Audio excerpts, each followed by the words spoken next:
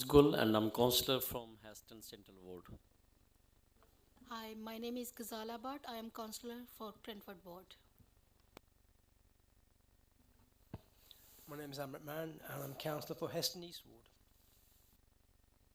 Thank you, councillors. Agenda item number 2, minutes of the meeting that was held on the 12th of September. You should have a copy of the minutes before you. I hope you had a chance to go through them. So first of all, for accuracy. Chair, can I point out that I'd offered my apologies, but unfortunately they weren't passed on. But I've got I sent it to Harley. I don't know whether she's done it, but obviously they're not minuted here. Okay, noted. Any other matters of accuracy? No. Are there any matters arising from those minutes? Can I sign off those minutes as a true record of the meeting? Thank you, councillors.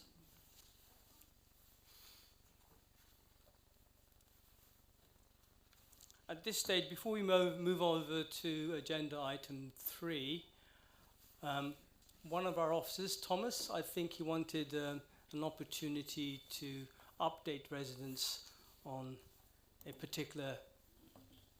He wants a mic.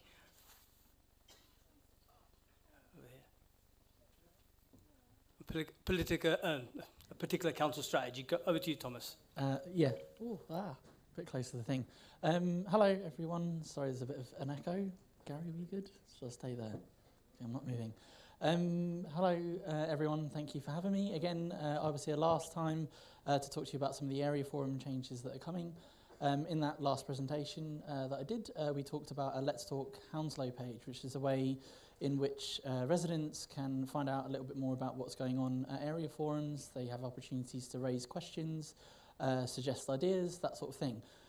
So we have built a web page, and we're having some tech stuff. Are we ready? Yeah? Okay, I'll talk kind of a bit slowly. But basically, we've got... so I can hear the echo really badly. Apologies.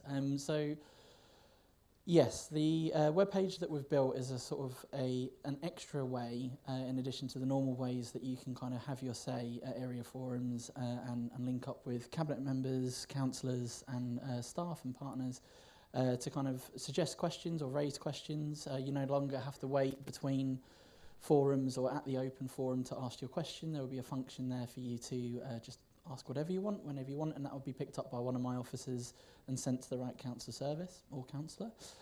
We've also talked, we've enjoyed here the action tracker. That's evolved slightly as a result of some of the area forum changes for more of a focus on working together to try and address some of those actions and those items. So we've built a function where you can suggest improvements for your area or things that you'd like to see resolved. And one of my officers, Matt at the back, is the one for Heston Cranford. We'll come and meet with you, talk that through and have a think about how we can all work together as a community to make it a reality. And so updates on those actions and those trackers will be, we've got it, will be available for you to view. And so for those of you that are good with mobile phones, I'm not one of them, you can scan the QR code and it will take you to the page. Alternatively, you can go to talk.hounslow.gov.uk and just all one word, Heston and Cranford Area Forum. If anyone wants to, they can talk to me at the end and I will, or Matt or any one of the team, and we'll show you how to get there and you can save it as a favourite or whatever. Gary, would you mind going to the link and we'll give you a little bit of a taster live demo session as to how it works. Sorry, tech issues. I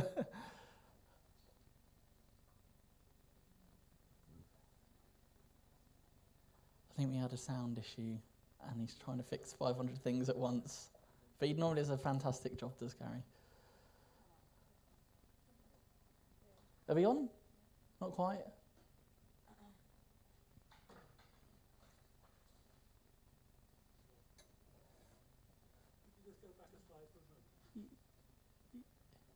To bring the QR code up. Yeah, just copy and paste that in.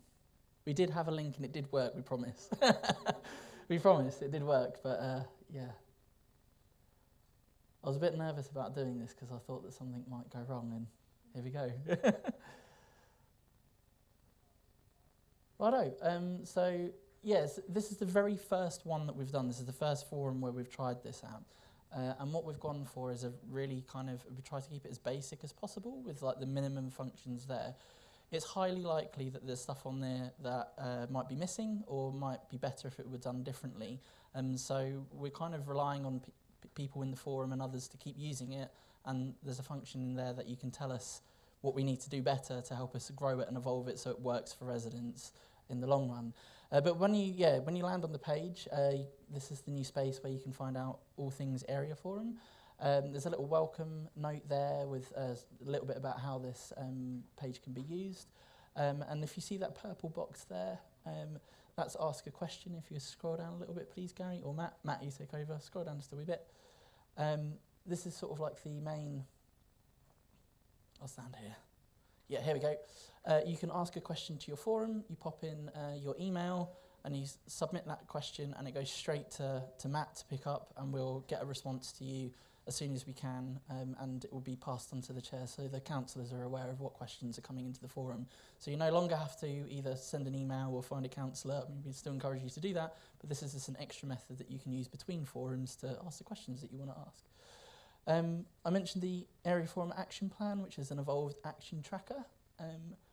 So this is, there's several things that you can do here, but the first thing that you can do is suggest an idea. So I spoke to a couple of residents earlier about things that they wanted to improve in their local area. This is the space where you can press that button and you can hit a new post and type your idea in. And once that gets posted, the rest of you can actually see that idea. You can go, yeah, that's great, like I'd like to get involved and support that, or you can just like it and thumbs up, or you can challenge it. And officers will kind of keep an eye on that and get back to you. And in all instances, Matt will come and meet with you and find out a little bit more about the idea and have a chat with you about how we can work with the councillors and other council services, partners, community groups to make it a reality. So it's a really fun and interesting, hopefully collaborative project. If you scroll down just a wee bit, please, Matt. Eventually, what you'll see is, so these are the items that are currently on the action tracker.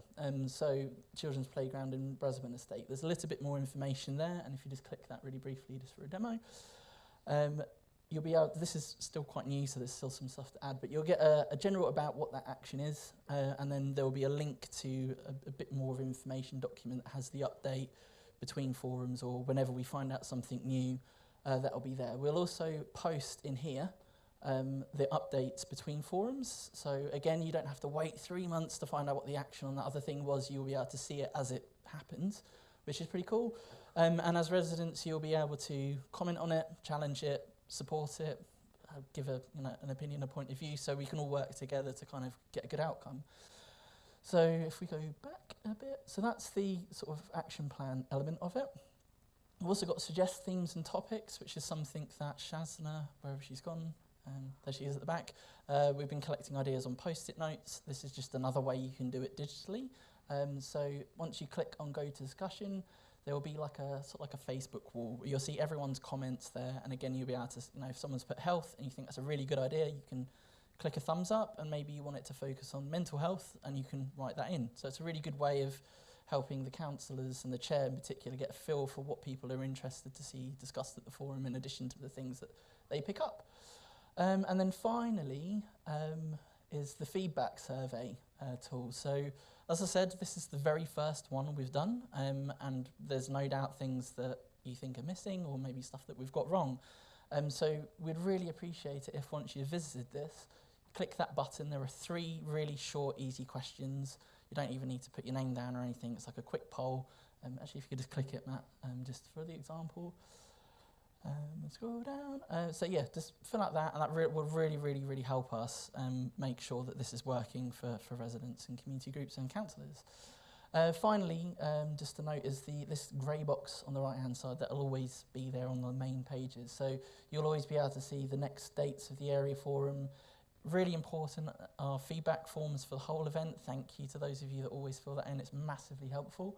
You'll be able to see the recordings, previous minutes, FAQs in case you weren't sure how some stuff works, and then finally the details of your community development officer, which is Matthew, doing the demo for us. So we hope that everything that you would basically need is there, but as I say, we hope to add things like news items and updates about what community groups are up to and promote some of their events as well. So yeah, it's a starter, and yeah, that's it really. So thank you very much, Chair, for giving us the chance to demo. We hope you will find it useful, and yeah, any feedback, critical or otherwise, would be very welcome. Thank you.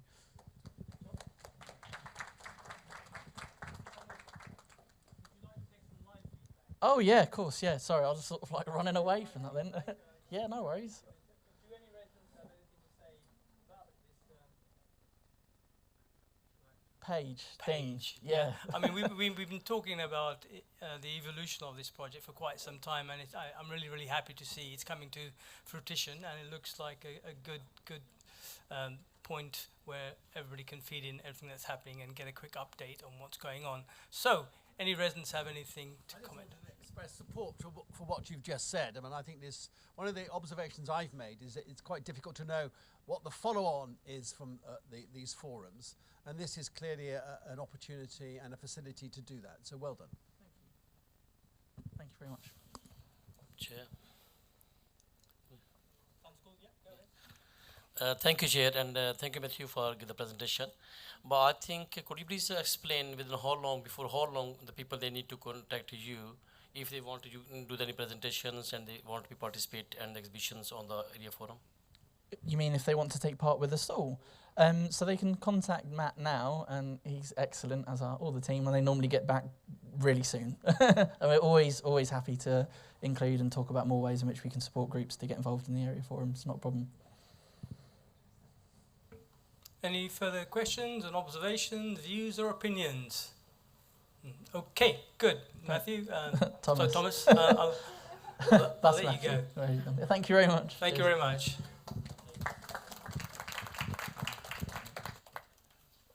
Yeah, I think early on we were quite clear about our intentions in this area forum to make sure that the issues that are brought to our attention by residents, they don't get lost in the ether and they're logged somewhere. There's a digital trail and they're followed up. So I'm glad to see that this is now taking a firm shape and footing, and hopefully is a good way for us as an area forum to proceed. And I'm also very delighted, I'm sure councils will agree, that we're in the vanguard of this project, so other area forums will hopefully follow on suit. Right, moving on to the next item on the agenda, we have agenda item number 3, which is a presentation, Sea Change West London Winter Programme of Activities, and they're going to be presented by Taz, Inda and Kapil. Over to you. Thank you very much. Thank you. Well, hello everybody. I was roped in today. Hold on, let's put this on properly. Am I going back? Yeah, there we go. Thank you very much. I was roped in today to get you guys warmed up, but hopefully the food has done that for you, so no much pressure on myself. I am Taz Verdi from an organisation called Sea Change West London, which is a relatively new organisation, about 2 years old and a bit. However, it's a legacy of a programme called Heston West Big Local. So our mission of our little group is to bring people together from all walks of life, all the communities, and really engage through activities, through participation, and then into volunteering, and in some cases into youth employment and adult employment as well. So we provide plenty of opportunities for all ages, from babies to old age pensioners and in between, to get them involved with their community, to make a difference. But the main thing really is that we love to collaborate. So everything we do as an organisation is to link together with other local groups, because together we are better, we are stronger, and we complement each other. So we've got a Heston Action Group here today, one of the great groups here. We've got Let's Go Outside and Learn. I told you I'm going to embarrass you guys.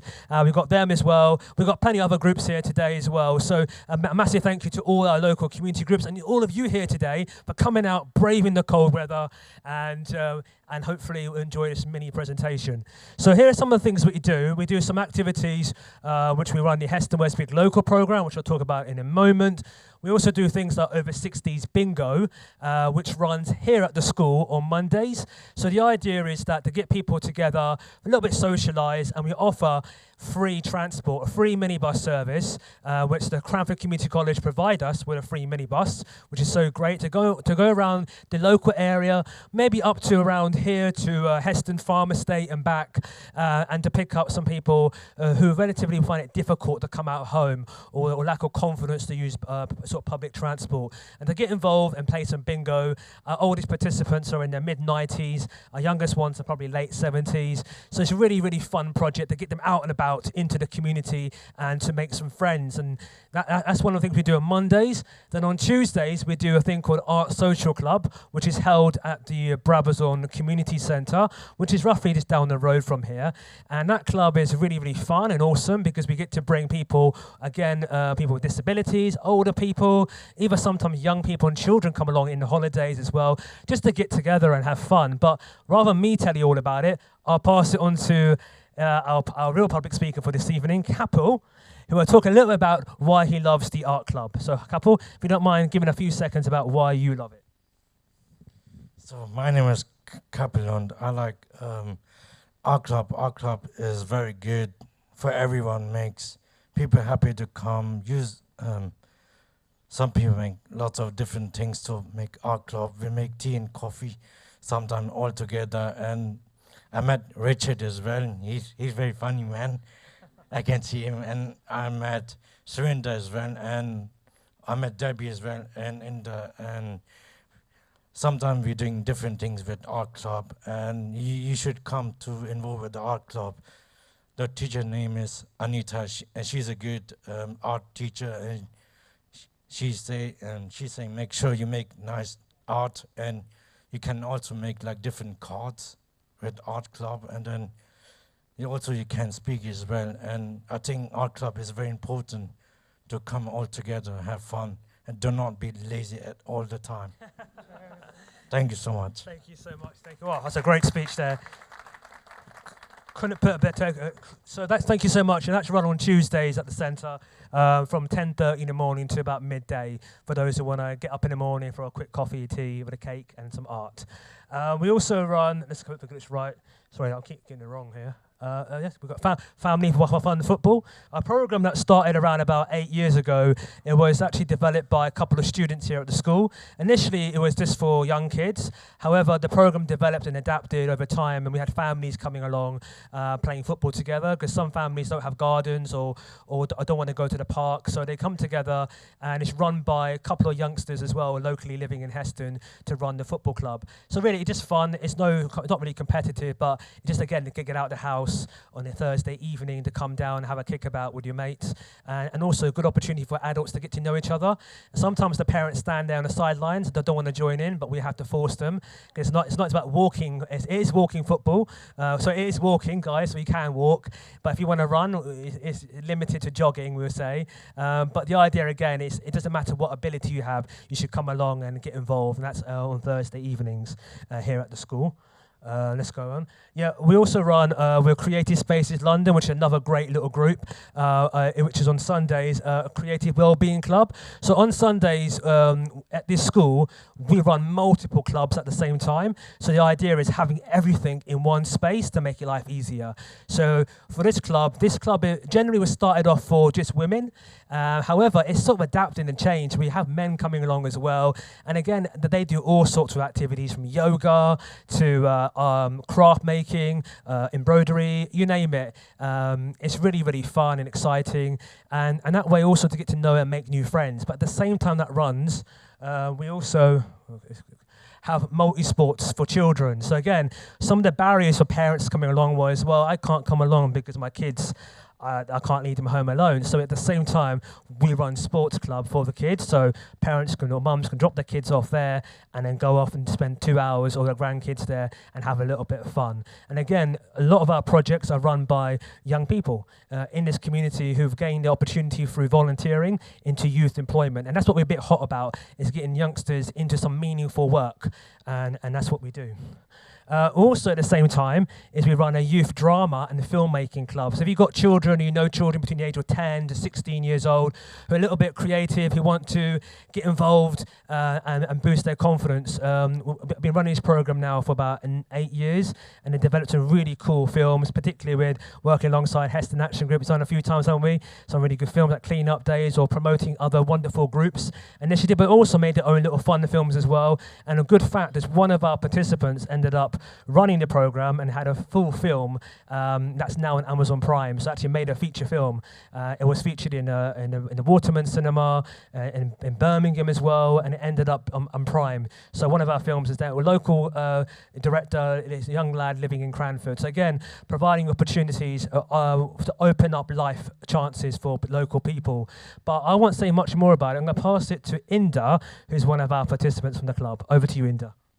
Yeah, so the film club is really good. It basically helps people become more creative, channel their inner creativity, socialise.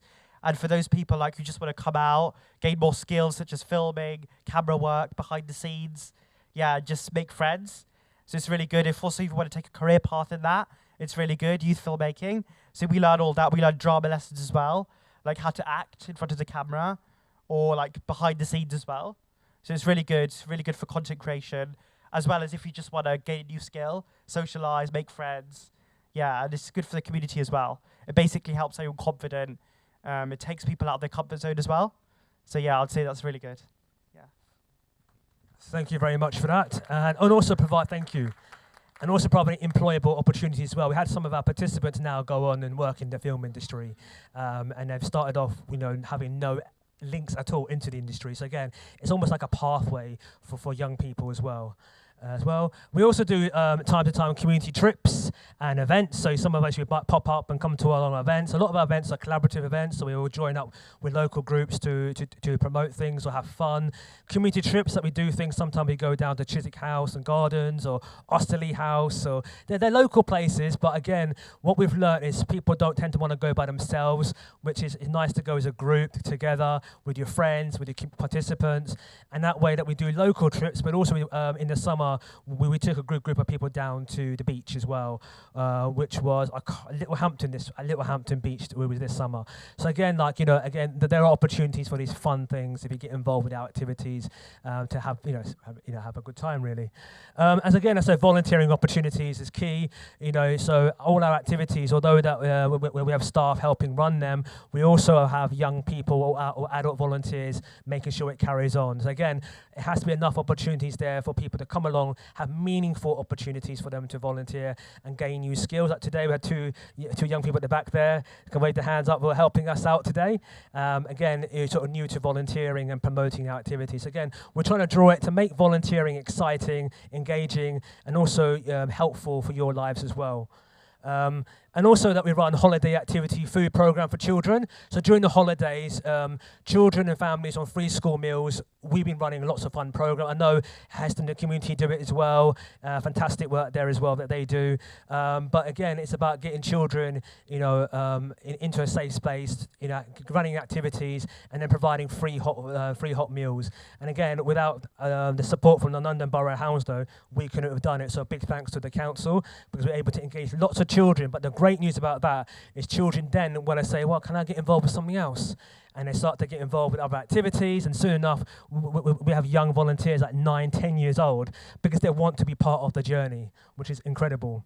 And much more, we said that we collaborate with schools, with community groups, even with the NHS, with the council, and together we're a collaborative organisation, and that's how we survive and run and thrive. It's not a solo effort as a group. I'll show you some lovely pictures of some of our activities here that you can see. I thought I wouldn't do the presentation too wordy. I thought I would do that instead by talking.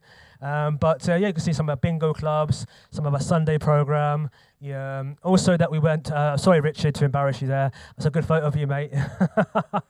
No worries at all. But also with the art club, really fun is we've got to do an exhibition. But last month we went to the London Water Museum, Steam Museum, and it was fantastic, wasn't it? And again, our art was on an exhibition for 3 or 4 days. The people from the community got to see it, but that all was produced by the art club that Kappa was talking about, and Richard back there had some of his artwork on display as well. Had the mayor of Hounslow come along as well. Pretty cool. Again, opportunities like this to have an exhibition is pretty cool as well. So I would say definitely get involved with those sort of projects. Also, opportunity for sports days. We do sports events for people with disabilities. We do make it very inclusive. But also you can see a couple of youngsters there who are helping out and volunteering as well. So again, you can see it's providing local people with local chances in life. And that was the filmmaking club. Again, it's showing a couple of pictures from there you can see of kids getting involved and having fun. And yes, if you want to get involved, well, how do you do it? Very simple. You can just go on our website or get in contact. We had some flyers there at the beginning. Or you can contact Debbie right there. She's right there. Wave your hand, Debbie. If you want to get more involved. But again, you should come along to one thing. We say, once you come along to one activity, you probably stay here forever. That's how we like to do it. But the most important thing really is if you enjoyed today's presentation, you say, you know what? Why not? Just give it a go. If something in your heart, in your voice saying, "Oh, I don't want to," no. As Cabell say, we can't be lazy, guys. We need to get up. We need to go and make a difference. And whether it's with our group or with Heston Action Group, Heston in the community, Elgo, Creative Spaces London, whatever it is, come out, get involved, make a difference, because your life will change as well as helping other people around you. So thank you very much. I hope you're all warmed up for a lovely evening ahead. But thank you, and I'll leave you in the company of the councillors. So thank you.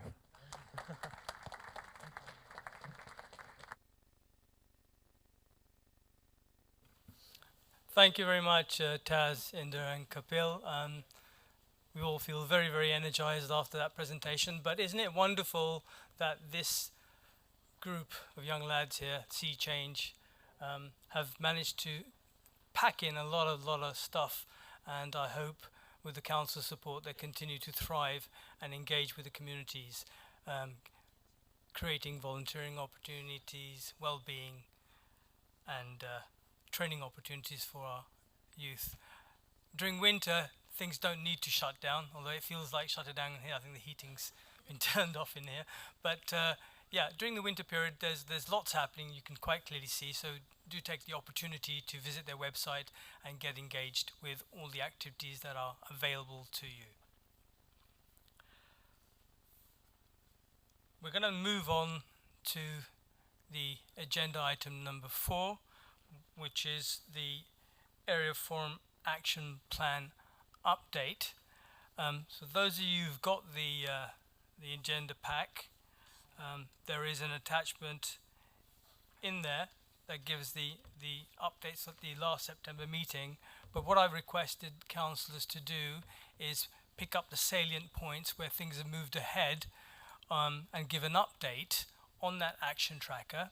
And it looks like we have one ward which is far above and beyond any of the other wards. So we've got a few updates coming out of the Cranford ward, which Councillor Vikram Garwal and Ghazala Butt are going to speak to.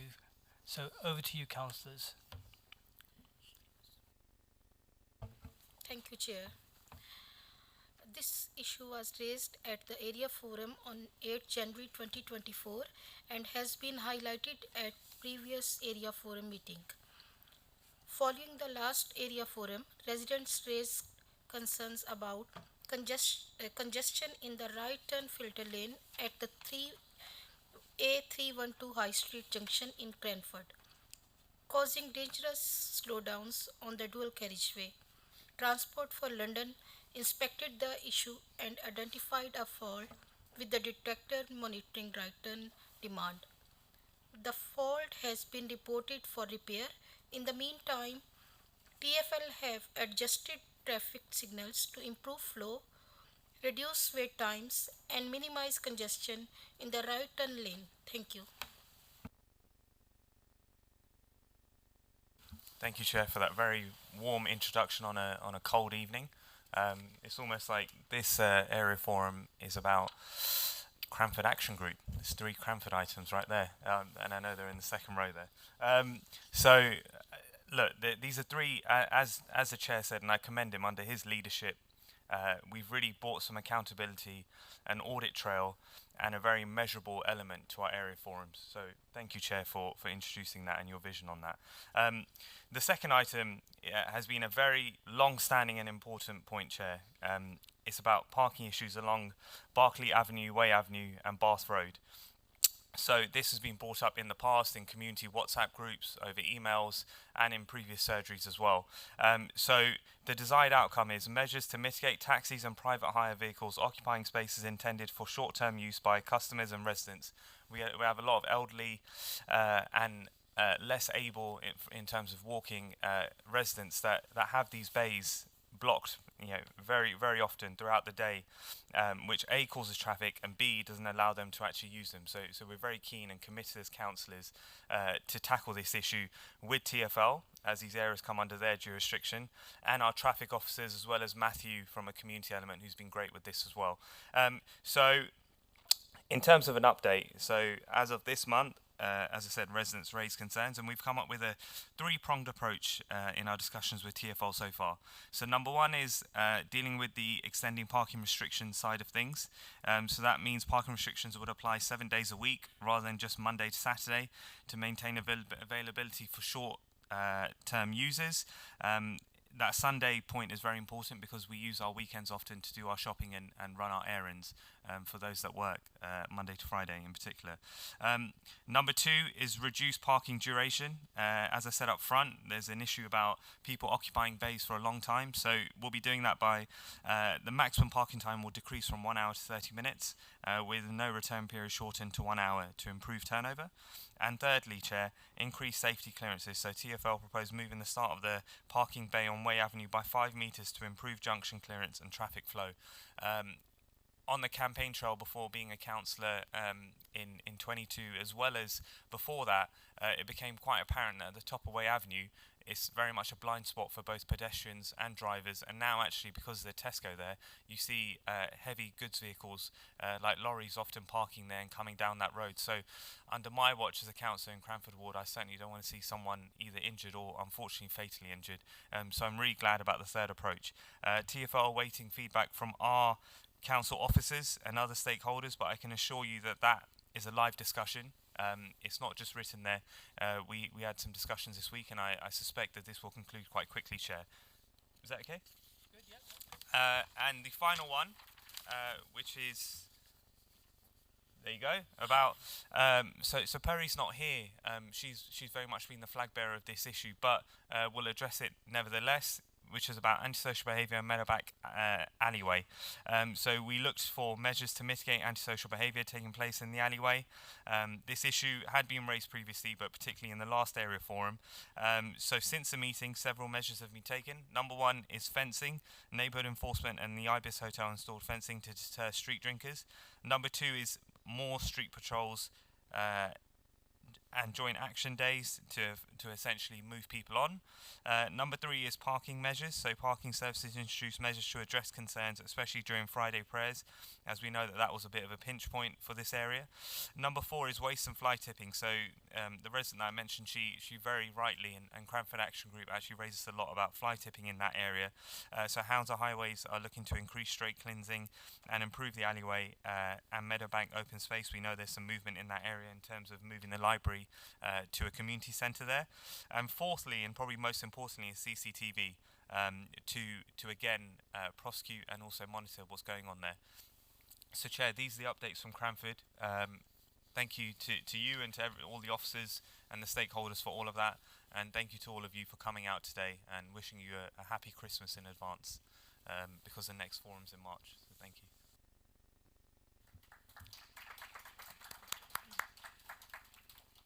Thank you, councillors from Cranford. Yeah, it was very much your show this evening. But having said that, the whole ethos behind the whole exercise was to show some transparency and accountability as to what actions, if any, are being taken, and not trying to trying to avoid things slipping through the net. So I'm really happy to see that you followed up on the issues that were brought to your attention at the previous area forum meetings, and I urge the other councillors also to take up the issues as and when they're brought up to us to update residents. And I think as Thomas had said earlier on about that new website, again, being the vanguard, you'll have these updates on that website as well. So again, everybody knows what's going on in our area most of the time. We're now gonna move over to the open forum, agenda item number 5. And before we do that, I'm just gonna do a quick preamble because I didn't do it last time, and I'm going to do it this time just for clarity's sake. All right, so the open forum provides an opportunity for residents to share their ideas, debate local topics of importance, and voice their concerns to councillors and other key representatives from the council. Those participating in the open forum are asked to note the following. Questions will be allowed by me at discretion, and items submitted to me in advance of the meeting are always welcomed. It helps me to structure the open forum. I will normally allow only one question per item. At my discretion, I can ask for further questions. Items on the main agenda should not be raised in the open forum.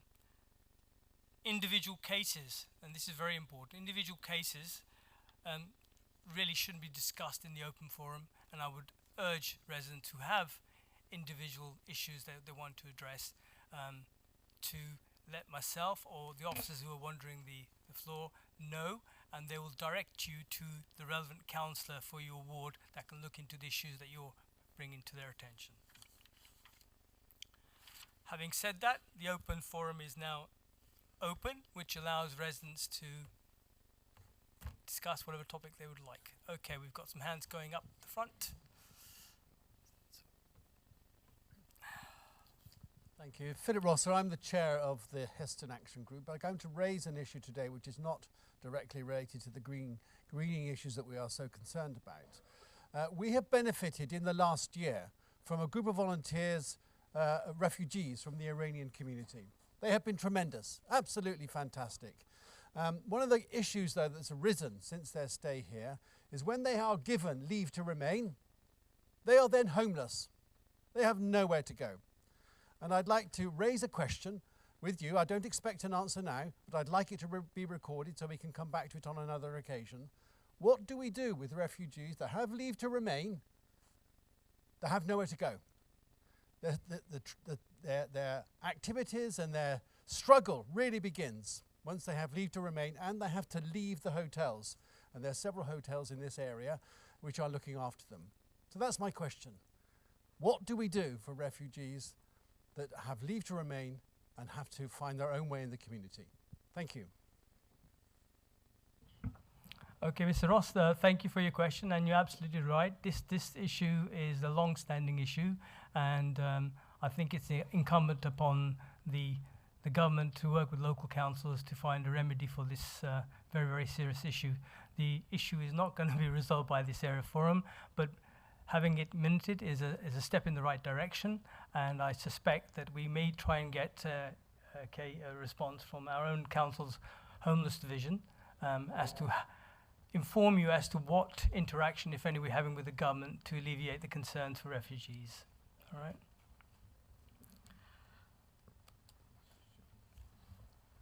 Do any other councillors want to comment? Okay, right. So I think we had that gentleman there, and then. Hi, good evening. My trembling voice is probably because it's cold, a bit nervous as well. I'm glad Councillor Grewal, my councillor, has mentioned the fly tipping in his presentation. And this is something that I would like to also talk about or put to the forum meeting. I speak with two voices, as a local resident and also as a member of the Cranford Action Group. I have some information from I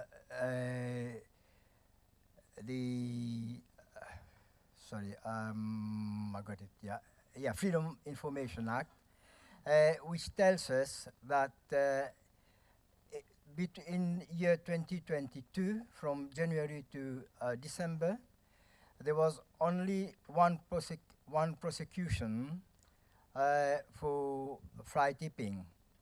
The following year, 23, none. The current year, which is from January to September, still none, hoping that perhaps there might be some recorded. I myself, on the 23rd of September, I raised a problem of fly tipping. In fact, if anything, a van full of rubbish was disposed in my road, and I enlisted the help of the head of neighborhood enforcement, which was very good, and also the head of highways, PFI, and interim head of waste. He was also very good. Now, I actually provided an address from the rubbish that that was there. It was a clear address. So in providing that address, I was hoping the council would use this to actually find the perpetrator and take action. Now, this was the second time that I came up with this idea. Only today, I also searched another bag. Unfortunately for me, I didn't find an address. So that's the sort of thing we do. We provide you with the address. We hope you will be able to actually prosecute. If not, no deterrent, then this problem will continue. In fact, if anything, I finished after having said this a little bit.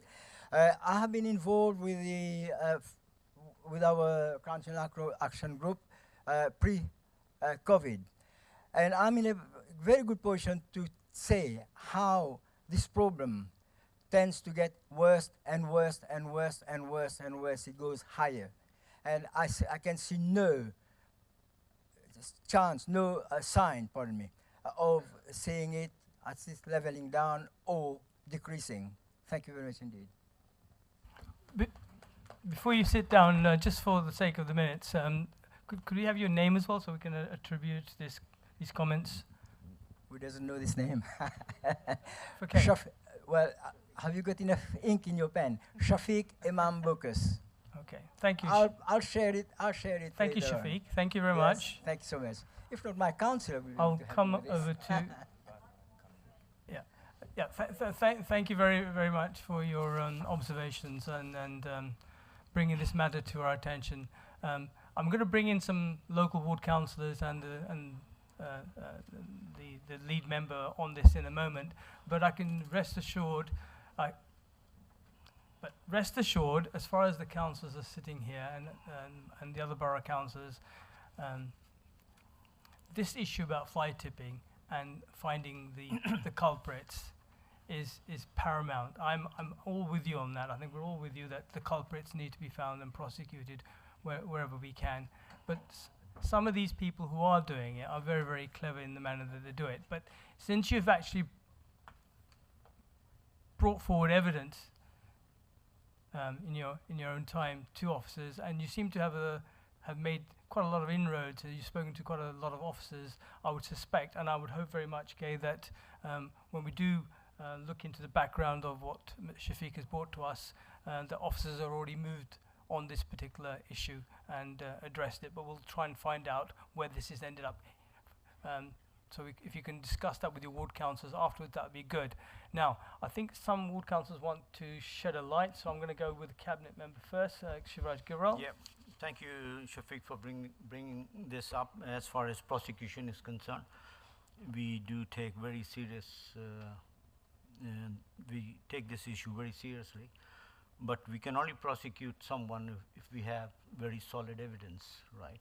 And as you mentioned that you have provided some evidence, if you can let me know whom you reported this to, and whether you reported through your local councillor or you reported it directly, I can certainly look into it. And any future issues like flight tipping are seen by you or by members of your ward, you can report it through Fix My Street, or you can get in touch with your local councillors, and even you can come directly send it to me as a lead member.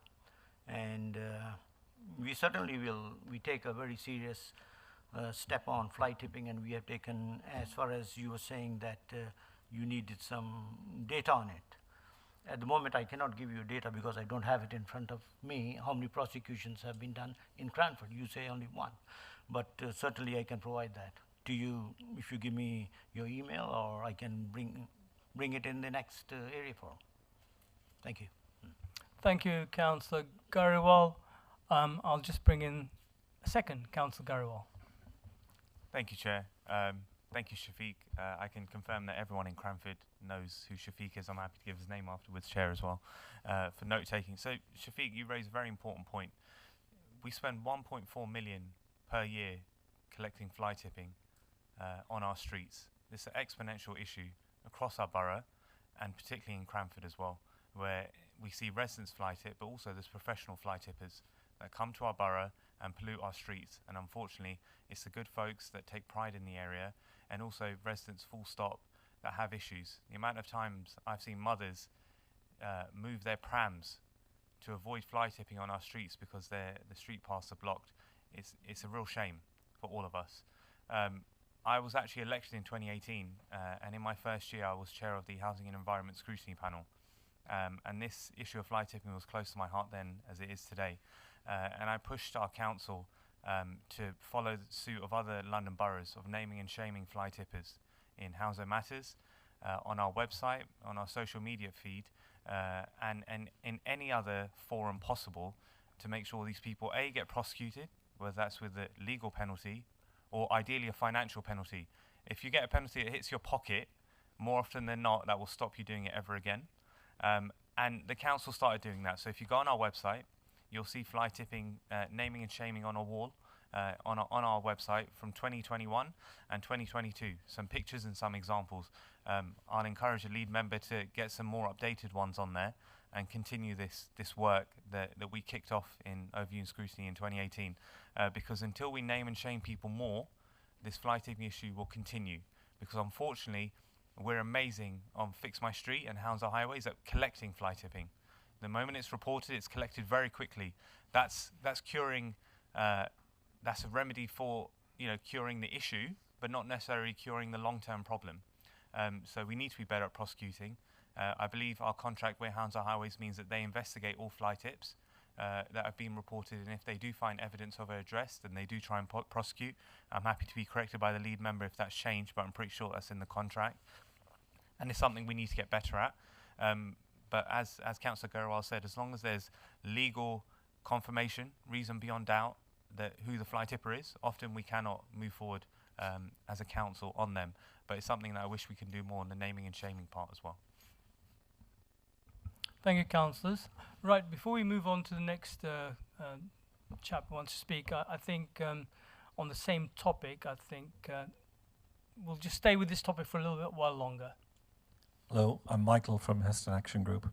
I just wanted to ask the question whether the councillors present felt that the council's own policies were contributing to the problem, because we have purple bags sitting overflowing grit bins for flats above shops, which we brought up in this forum in January and has disappeared off the action tracker. No progress has been made to resolve that. And secondly, the arrangements around household waste and recycling have also contributed since the arrangements changed about 8 years ago, as have all of the arrangements for our recycling centres. So I'd like to ask you present if you feel that the council's policies are contributing to the problem. Chair, I'll answer this question. Councillor Gurwal. Yeah, thank you, Michael, for bringing this up. Unfortunately, I had a meeting on this yesterday, and I did send an invite to a Heston Action Group, and there was some misunderstanding, but there was no attendees from your side. The meeting took place, I was there, and the officers were with me, and we have come with a plan, and I've discussed this with Navdeep as well, and I shall be forwarding this, what measures we have taken, and we will discuss this further with you, and it will be with Navdeep maybe in a couple of days. Councillor Mann. Thank you, Chair. I actually agree with Michael Gibbons on this. We're so good, and you've already stated, Councillor Garrawal, that we're so good at cleaning the fly tips, it's done almost immediately. So that in itself is a magnet for all the fly tippers around the borough and other boroughs to come and tip here, and that's what one of the biggest problems. So it's a bit like, you know, if you build more roads, you'll get more traffic. So we really have to, and a lot of people that report fly tips to me, they actively state that it's cheaper for Hounslow Highways to clear the fly tip than it is to prosecute the perpetrators, or at least find them. Now, until you have a robust prosecution regime, we're not going to solve this problem, because it's just as you know, we're so efficient at cleaning fly tips that it gives a signal to other people to come and fly tip, and that is never going to be solved unless you take the bull by the horns. Thank you. Thank you. Thank you, Ms. Councillor Mara, and thank you very much for the compliment you're giving us that we are very efficient in clearing the fly tipping. But unfortunately, as far as prosecution is concerned, as I mentioned earlier, prosecution cannot be taken unless we have proper evidence. And if we have evidence, we do prosecute fly tippers. And there has been a case in Council Alio ward where fly tipping took place behind the, this was a couple of months ago. And we take this issue very seriously, and it's not, I don't see a point that it's cheaper for us to clear than prosecute. If that's the case, I certainly will investigate into it, because that's something which I would not appreciate. Okay, thank you, Councillor. I want to move on to some other topics, but is that question relating to fly tipping? Are we still on the same subject, or is it totally different? Okay, so I've got, in which case I've got somebody who had a hand up earlier, so I'm going to take them first, and I'll come back to you.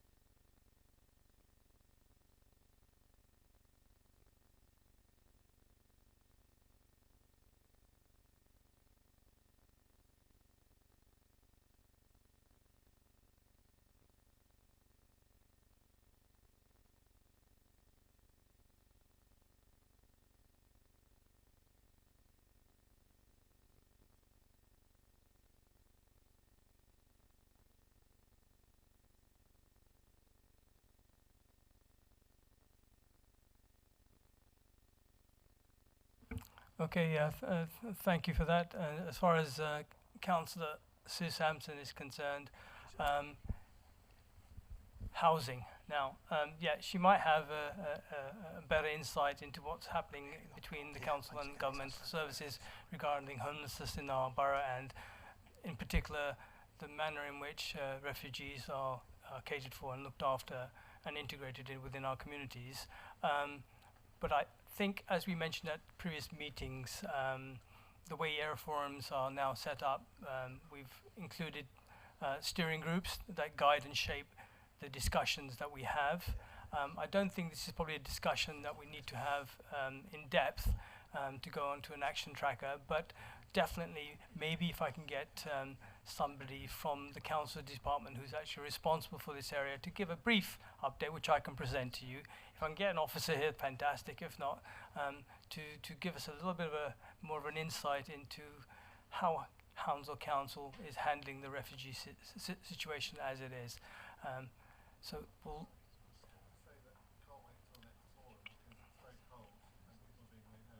Sorry. it's a very important point because we can't wait till the next forum for an answer, because it's very cold already, and we're already in a situation where a lot of the refugees are being turfed out of the hotel. They're looking for friends or other volunteers and hags to sleep on their floors, and we appreciate that you're going to look into this. But if you could please come back to us much sooner than the forum, maybe within the next week or so, then at least we can communicate that to the vulnerable people who will otherwise be on our street. So I just wanted to reinforce the urgency of it.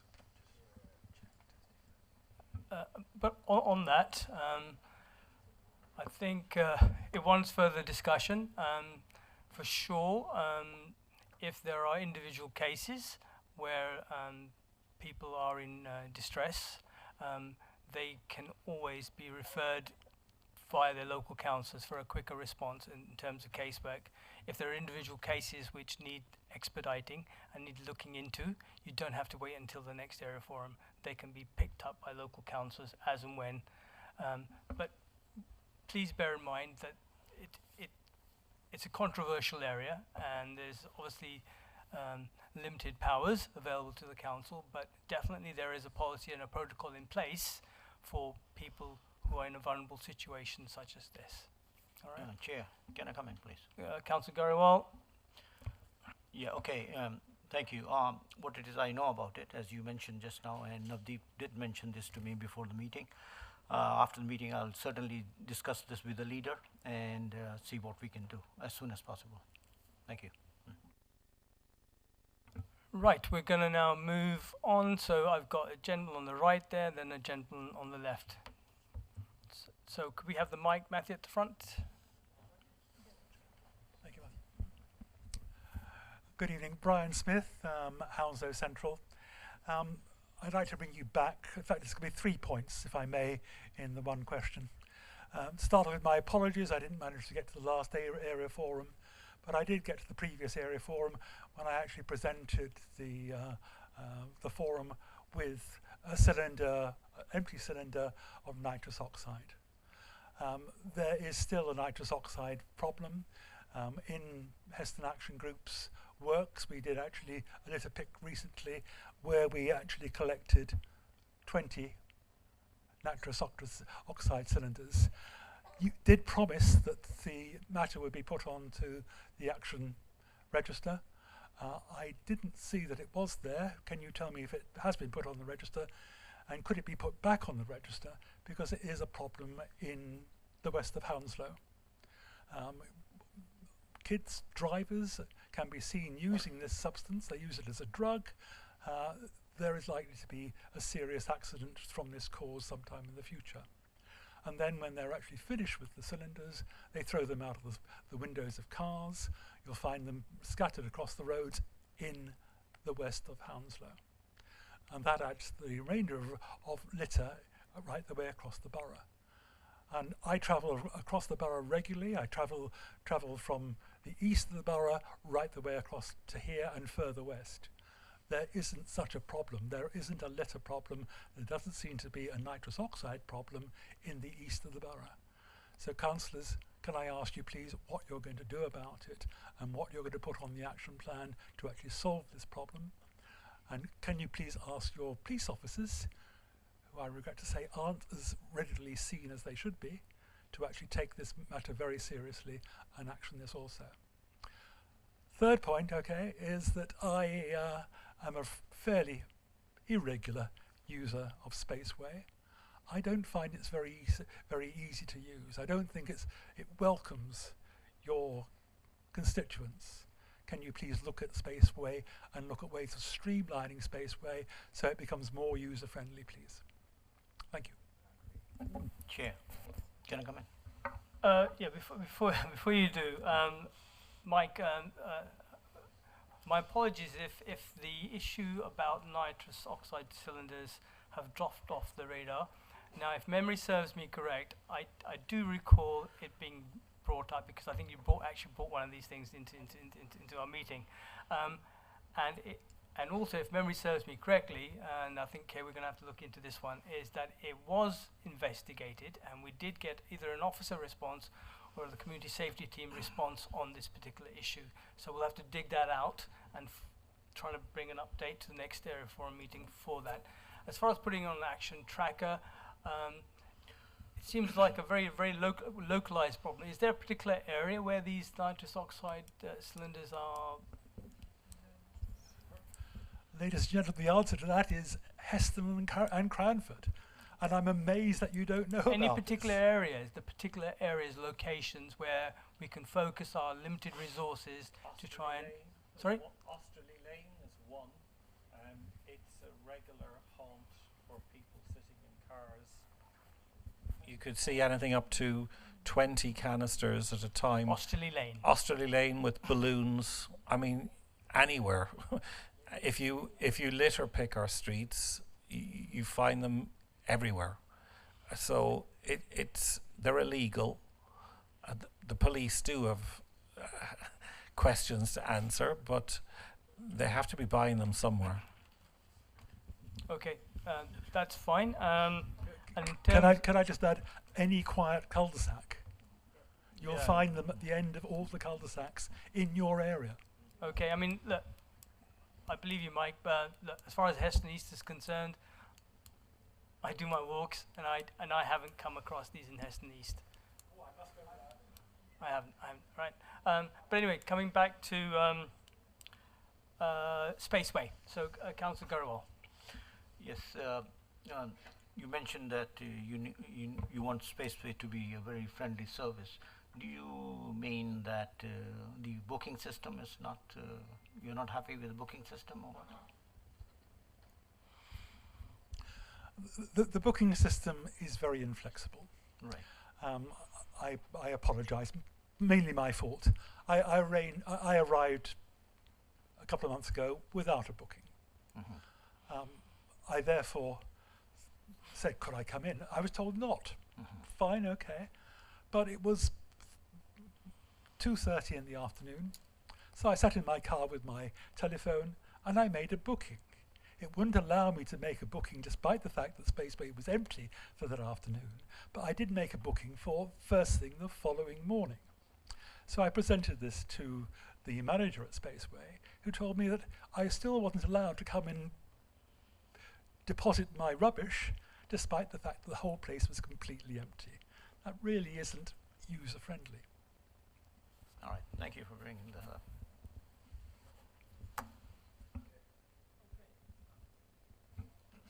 Councillor Mann. Just two observations, one relating to spaceways, one relating to the nitrous oxide. In Heston East, it is a problem. The SIP road opposite the petrol pump into Heston Farm, that corner is riddled with it.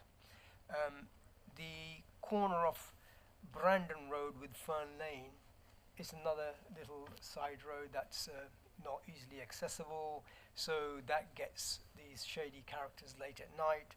There's also opposite my house is a flank wall, and usually people in the evening leave a whole bunch there.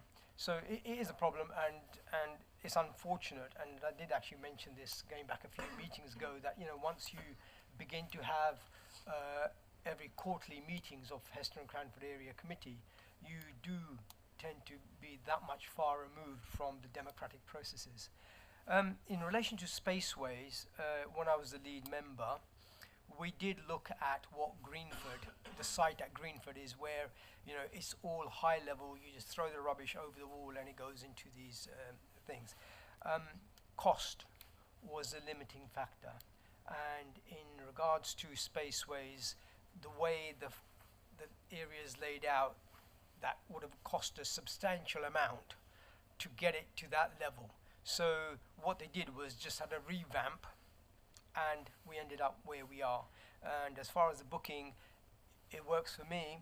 I have not had a problem, but I take it that it wouldn't work for everybody else. So there is swings and roundabouts to this, but I think you as a lead member, Councillor Garwal, you might want to have a similar thing to what they've showed us at the thing, where people write into you and see what flavour you get. You give them a couple of options and they might pick one. Who knows, they might give you a steer as to which direction you go. Thank you. Thank you for the advice. Right.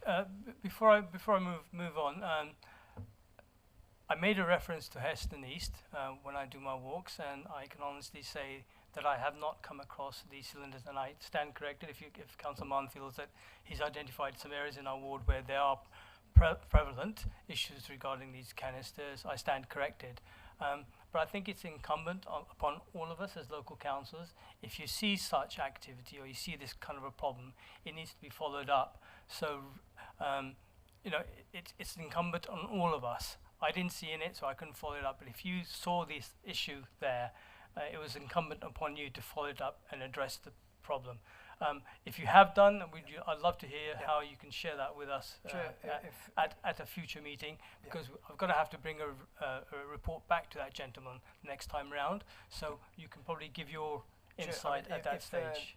If I may, just very quickly, we also suffer, as you know, right, from a drugs problem, and we used to report it into the police, and in fact, the lady, I don't know whether she's here today, who runs the WhatsApp group for the entire area, and everybody has now stopped reporting because nothing happens, and they don't want their windows broken, so they don't want to get identified, so nobody's reporting, and that's a sad element of having ineffective processes which lead nowhere, and that's what we have to overcome here in this forum.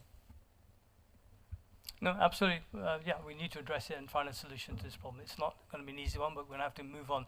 Right. I need to allow that gentleman there to speak.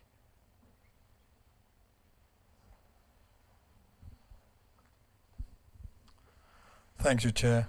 It's fly tipping and a clarification, if perhaps yourself. We've had a situation of last week where there has been a number of drops made, and I did site visits, and appears to be the same texture, make and model, all of the same drops, perhaps by one builder. Those that were on highways, I'm a lay assessor for Hounslow Highways for Heston. And the jurisdiction, their remit is to remove anything that's on public highways, but not on private land. We've got a situation where some of the deposits are on private land, and I'm led to believe we will pursue this with the private landlords, but I'm sure at some point the council intervention is going to be necessary to expedite the whole situation with the legal people at the other end. So I just want some sort of, for the record, that these are the things that are in the pipeline that I would want to address, so that our area, Heston East, which I take care of, is dealt with. Okay, thank you. Yeah, thank you for your insight and your experience of fly tipping. So being a resident in Heston East, you can bring it to my attention, or Councillor Axe or Councillor Mann, in fact, bring it to my attention, and we can follow this up. If it is private land, it might take a little bit longer, but we will pursue. You've already logged it, have you? Well, no, I will be. So the point I'm going to make is whoever your legal representation is at the council, I'd be liaising with one of you. Secondly, I think that the gas mill, you'd find box loads, Osterley Lane, right at the end, box loads. Not just a couple. I pick them up. They're in boxes. Okay, thank you for that. Okay, right. Chair, can I answer the question to Councillor Shiraj Garwal? Because as far as fly tipping on private land is concerned, as a council, we have very little rights to prosecute them. But at the moment, with the Environment Agency, we are trying to set up a legal system that we can prosecute people on private land, and officers are working on it. Matthew, is that correct? To, pro to prosecute fly tipping on private land. I don't know. Or regarding the matters behind Vicarage Farm shops. That has been looked into, yeah. Yes, we're looking similar things. You're trying to address a similar thing. So we're working on it, and we will be implementing that. Right, I want to move away from fly tipping for a moment. I want to give the opportunity to some other people, if you don't mind, to say a few words, and I'll come back. So, all right, you slipped in with the mic, right? Matthew, you next, all right? Okay, go ahead. Sorry, you can hear me all right? That's great.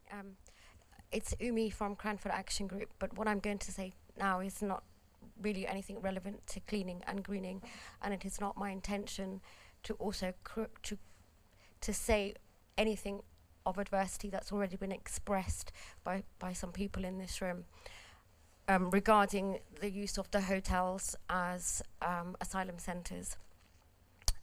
So I think it's this, not this week, last week it came to ours, and it's quite alarming to understand and see without any indication or clarification from anybody, organisation, the council, that a particularly historic hotel within our community,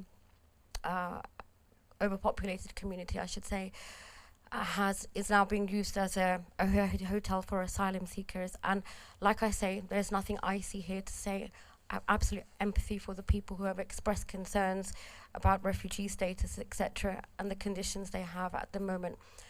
But for the Cranford community to have bestowed upon them quite suddenly and quite alarmingly the Doubletree Hotel by Hilton being occupied by, and this is an encounter that I can personally say that I have seen, and I concur with other residents within our community, to encounter groups of young men around our streets that we have never seen before, within the vicinity of the hotel, smoking cannabis, jeering at young women, staring at young women. It's very, very unpleasant. And whilst I can, like I say, I have a lot of empathy for what members of the forum have said today, this has come as a bit of a shock to Cranford that this has happened. We did not know that this, I think there needs to be some transparency down there, so we have some understanding about what is happening within our village, but also that transparency of what do we expect to happen here, right? Like in the what are the next steps? What's going to happen in the near future? What do we expect as people living here? This hotel, like I say to you, is in the middle of a highly populated community. It's within the vicinity of 4 local schools, and if I can say that I don't think I would be one to be intimidated on a usual day, but if I can say that this was quite an intimidating scenario, and other people have expressed similar concerns. So the question really is, how long do we what is happening here?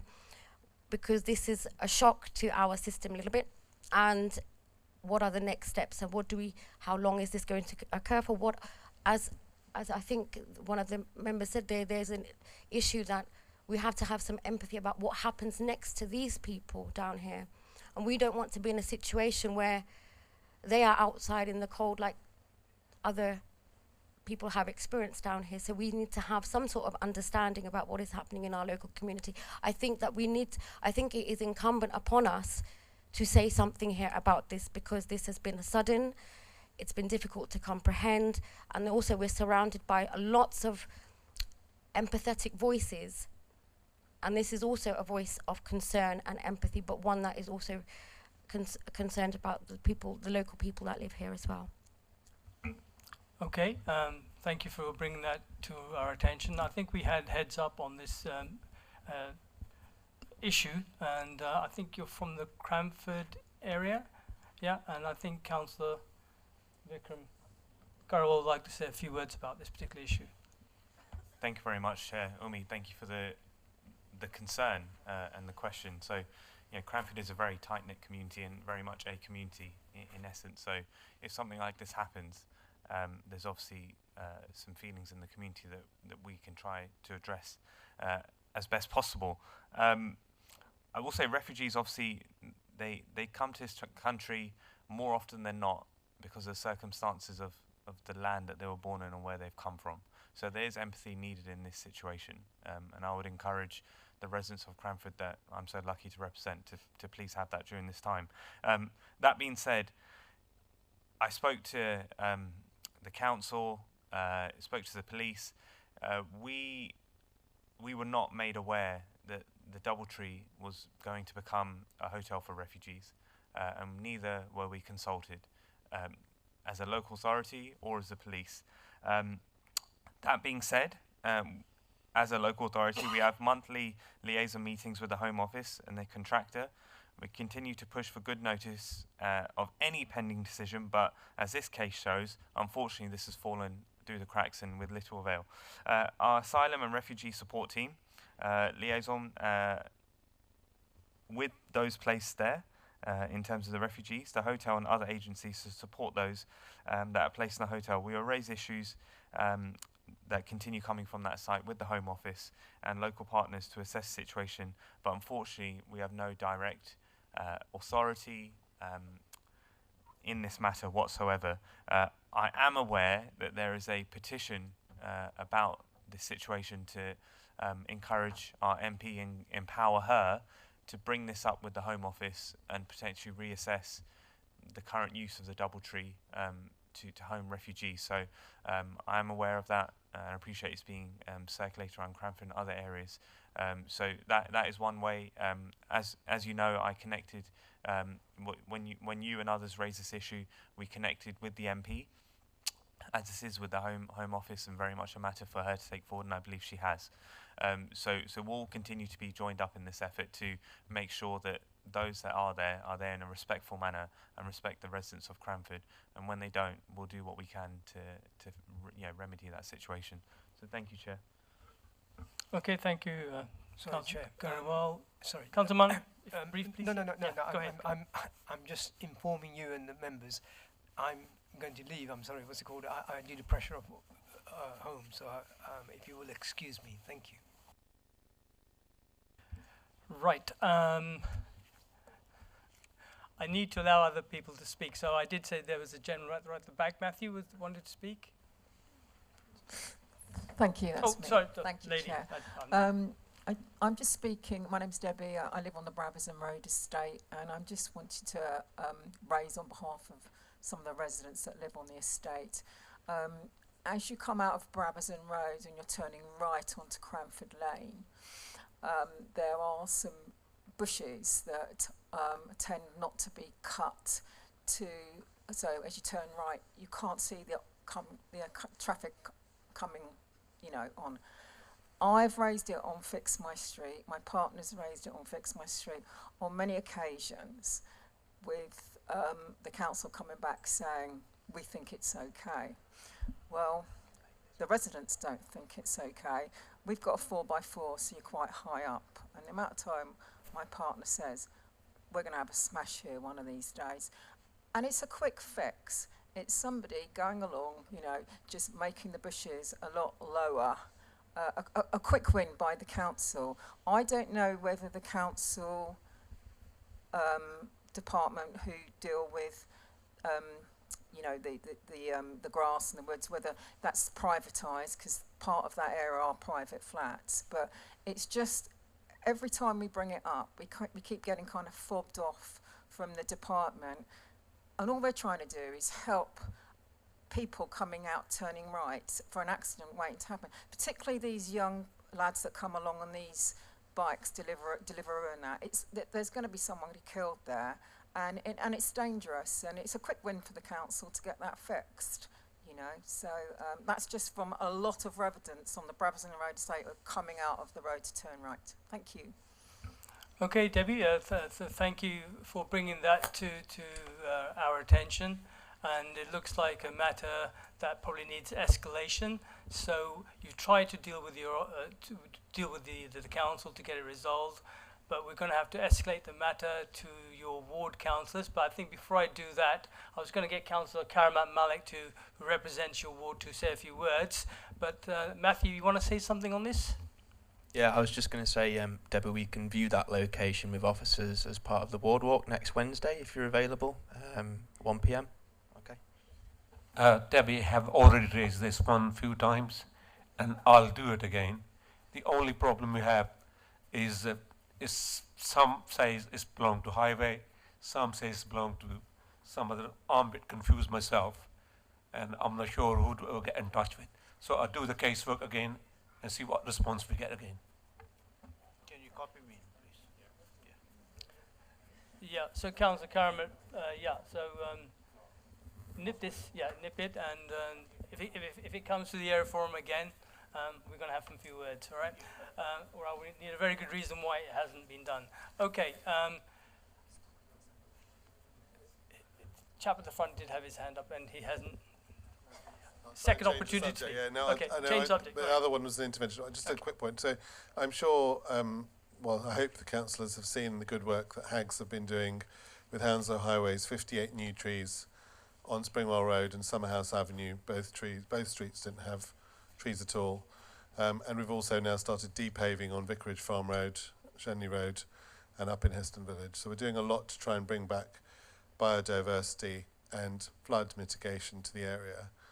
Two areas that remain of concern that we would really like to see some attention to is the extent to which gardens are being depaved and nothing is being done in relation to planning. So the cases we have highlighted, which have been egregious breaches where people have come and literally poured concrete onto their driveways and it's run into the pavement, we get told that it's not expedient to take action. We have seen some pretty bad examples of losses of front gardens. HMOs, the landlords have to now apply for planning permission, but no conditions are put on them to retain any of their garden in that planning permission process. So we are quickly losing huge amounts of green space, and it's turning to concrete, and it's turning our streets into a grey flood risk area. And it's countering all the work that our group is trying to do, which is to bring nature, bring well-being, bring wildlife, bring biodiversity back to streets. So we'd really like to see some action, particularly from the planning department, to take action and to try and protect front gardens. Not to stop people from parking in their front gardens. People should be able to park, but you can have a balance of having a garden and parking at the same time. And just on the same point of biodiversity, what on earth is going on with Rectory Farm? To 2017, we were shown this glorious video of how this is going to become a biodiversity tropical or temperate rainforest in the middle of Cranford. It's now full of fly tipping. People are using it for running car parking businesses, for poor punters from Heathrow Airport who have no idea their cars are parked on a piece of fly tip land. No word from the council. It's radio silence. We're told that there's no further development. It's absolutely disgusting. And actually, the biggest issue for the residents of the Brabazon estate is actually if they could access that pathway down Rectory Farm. Sorry, councillors, I'm just speaking about this. It's your area. If the residents of Heston West could access that area safely without having to navigate past drug paraphernalia, fly tipping, really antisocial behaviour, they would actually walk to Hounslow West and be able to access the services of Hounslow West. So it's totally consistent, not just with the biodiversity agenda, but with the idea of giving people within your community access to one of the main transport hubs in the area. So let's not wait another 7 years for an update on Rectory Farm. Let's get one by the next forum meeting, please.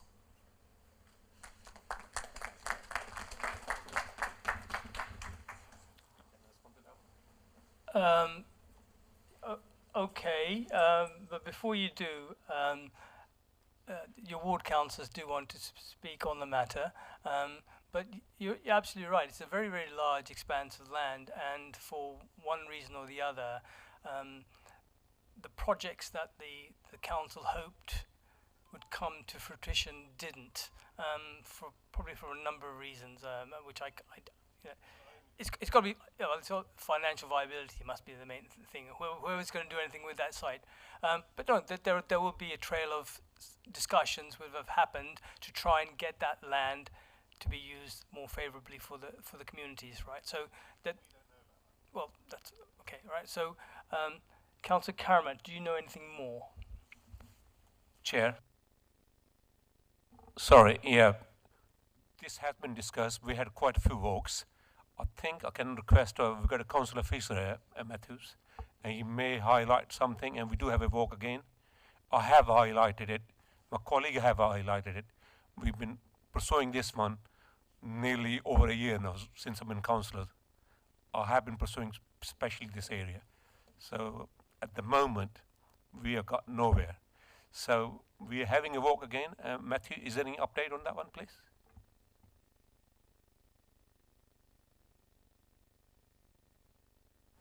Ward walk coming up next week, but we will certainly try and get them down to visit the site with us and partners who are concerned about that space for the next one, next year. Okay, that's fine. So, like I said earlier, it is a very, very large expanse of land, and it could be utilised much better than it's being done at the moment. And I think it warrants us to put this on the action tracker and get some proper feasibility behind what has been discussed so far and what may be proposed going forward on this. Yeah, let's so let's put the action tracker regarding Rectory Farm back on and trying to get some update from the planning department as to where we are with that piece of land. In terms of the flood risk and biodiversity, etc., funnily enough, we as local councillors, we had a meeting recently, a briefing session on flooding across the borough. So it was very timely, your discussion about irrigation and letting the water flow freely. So we had something called, was it SUDS, wasn't it? Yeah, Sustainable Urban... Yes, SUDS is surface water disposal. Yeah, right. And yesterday I did mention to Navdeep that after the presentation for resilience of flooding, I mentioned it to Catherine Dunn and the leader that we should bring some sort of bylaws that residents should not be allowed to pave their entire front garden. 50% allowed, they can park their car, and rest it should be green spaces. And some councils do have these laws, and if some councils have it, we certainly can have it.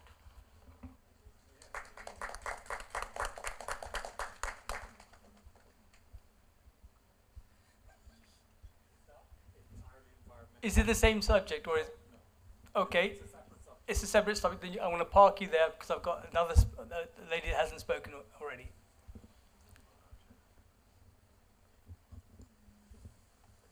Thank you for giving me the opportunity to express my concern.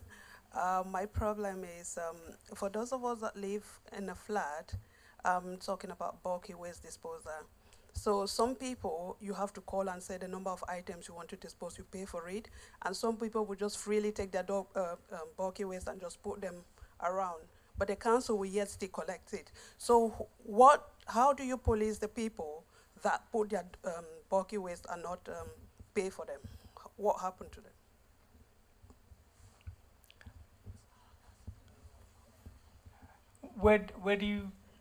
Which ward are you from? In the Cranford ward, are you? Yes, Cranford, just opposite the school here. Okay, so is there a particular problem that you're facing with your waste collection, or are you saying that other people are breaking the law? And yes, because when you want to dispose bulky waste items, you have to call and pay for the number of items you want to dispose. But some people will just take that bulky waste and just dump it outside, but yet the council will collect it. And then for those that will pay for it, so how do you police the people that don't pay for their bulky waste? Okay. You're talking about bulk waste where you're allowed 5 items and you pay for them a minimum amount and the council collects it. But I do understand what you're saying, and it's a big concern for us as well, especially in flats. What's happening is certain people are just dumping the items, and it becomes a flight tipping issue, and so the council collects it. Until unless we have some evidence, we cannot prosecute those people. But it depends. If you are in a housing association block, the council will not pick up those items because they are not in our land. Only if it's a council state, we will pick it up, not in a private state.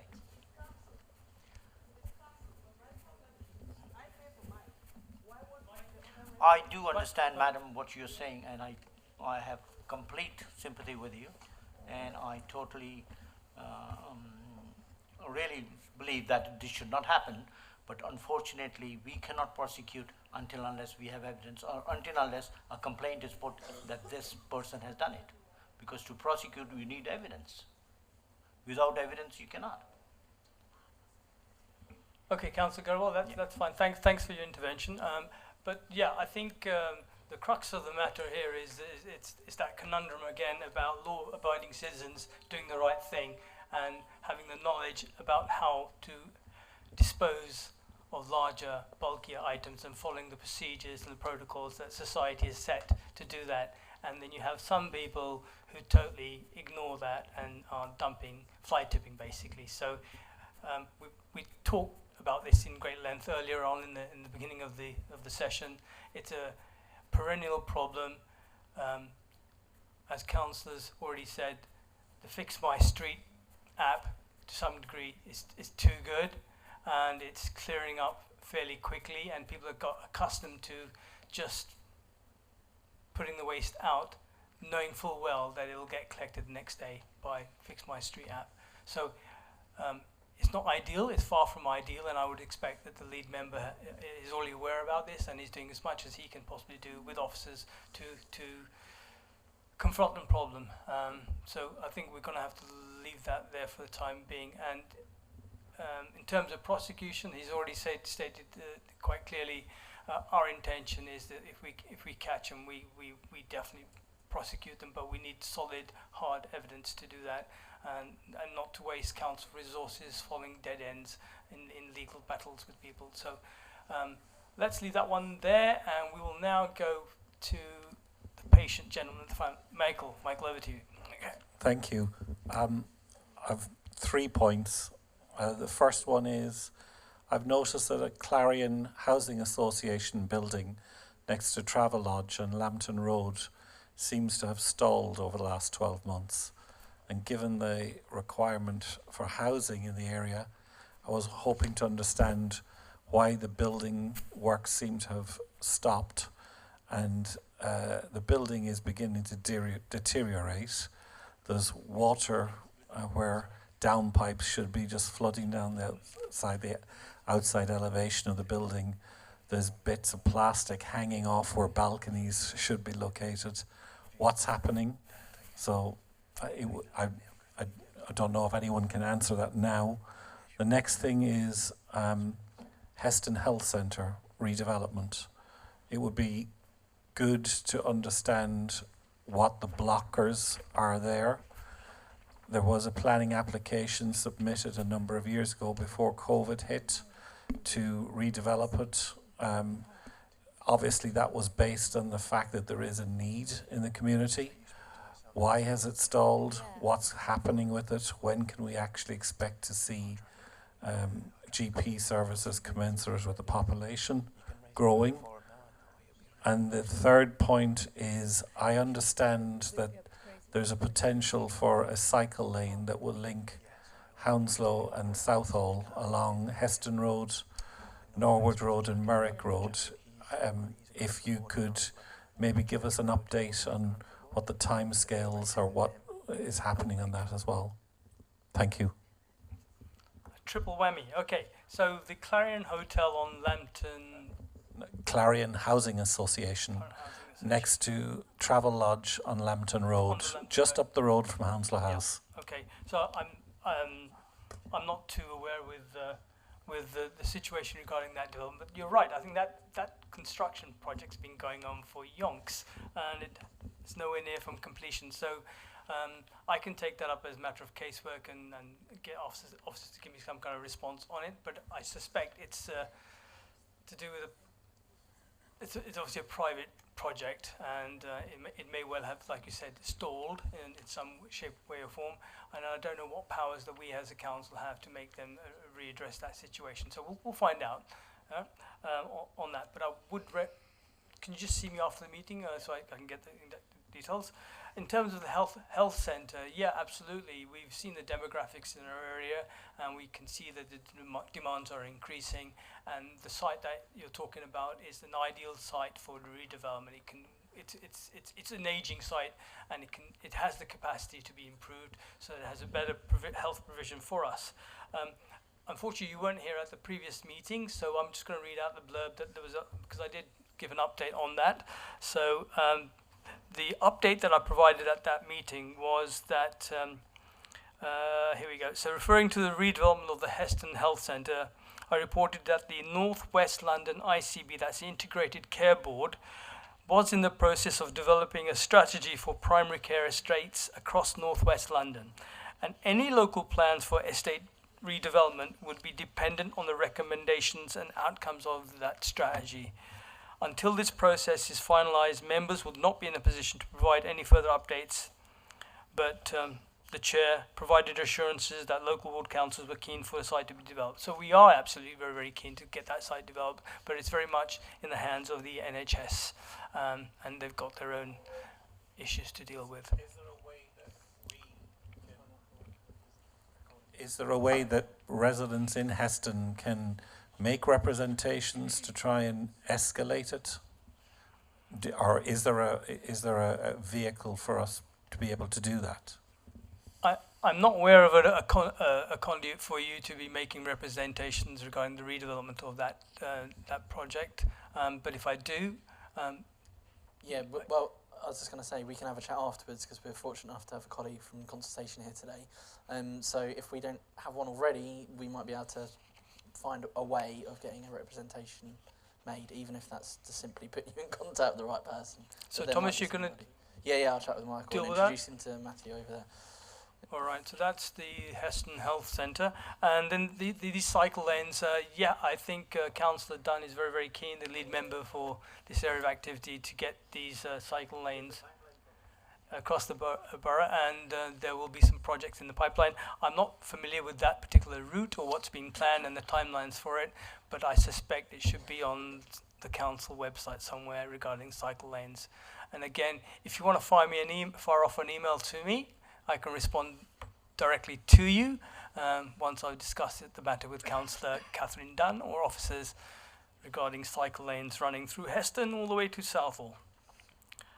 Right. Any other questions from the floor, or opinions, or ideas, or anything? Okay, hand on the left.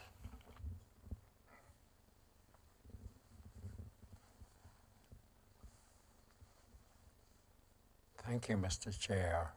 I already mentioned to the man about homelessness and that, but there's a bigger issue in Heston West, and that is fallen leaves. It's the time of year we can't get away from it. But last year the same problem arose with blocked manholes.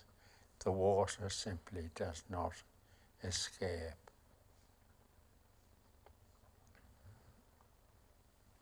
Okay, thank you for that. And again, it goes back to what we were saying earlier on about resilience and flooding across the borough.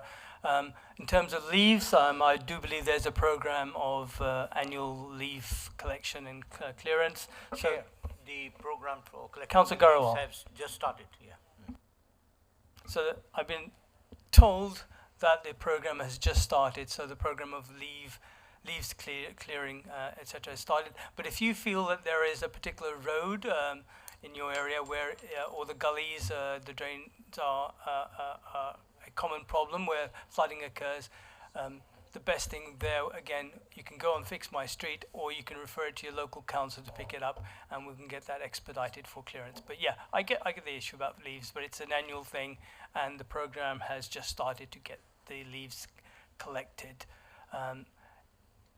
Any other questions or opinions, or to the front, please? Thank you, Chair. I realise I've already spoken this evening. I've just got one other point to raise, which is about cyclists, particularly electric bikes, using public pavements. This is an outrageous issue, and I don't know what we can do to stop it. But there have been fatalities with the people on electric bikes using the pavement. And it's a constant problem in Heston. And I raise it as a matter of concern. And I don't know what can be done, but if we can do something about it, it would be very much appreciated. Thank you. Again, I'm afraid it's limited powers on our behalf, but there are some people who are still flouting the law. It's illegal, and when police are able to catch the culprits, they'll obviously confiscate the bikes or prosecute. But yeah, there are some people who are still doing it. It's reduced quite a lot, actually, but there are still some people with bikes crisscrossing the borough and on the pavements, etc. So, not too sure what extra. I don't know either. I mean, just to make the point, it's illegal for any bike to be on the pavement, not just an electric one. No bikes should be on the pavement. Okay, noted.